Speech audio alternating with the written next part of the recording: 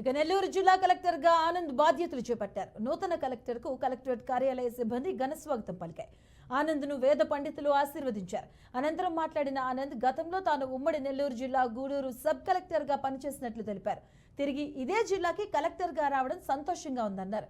ఇక పరిపాలన పైన ప్రత్యేక దృష్టి పెట్టి ముందుకెళ్తానని ఆనంద్ వెల్లడించారు.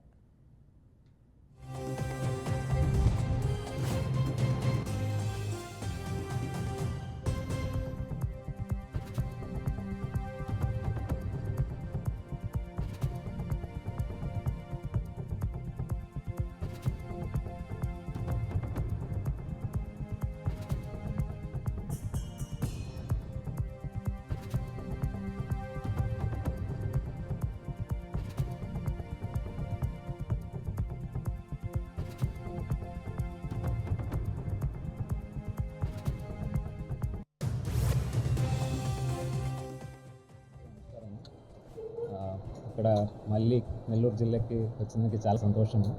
ఇంతకుముందు ఒక 6 సంవత్సరం ముందు ఇక్కడ గూడూరు నెల్లూరు ఉమ్మడి నెల్లూరు జిల్లాలో ఉన్నప్పుడు గూడూరు సబ్ కలెక్టర్గా పనిచేయడానికి అవకాశం నాకు దొరికింది. మళ్ళీ నెల్లూరు జిల్లా ఒక 6-7 సంవత్సరం తర్వాత రావడం చాలా సంతోషంగా అనుకుంటున్నాము.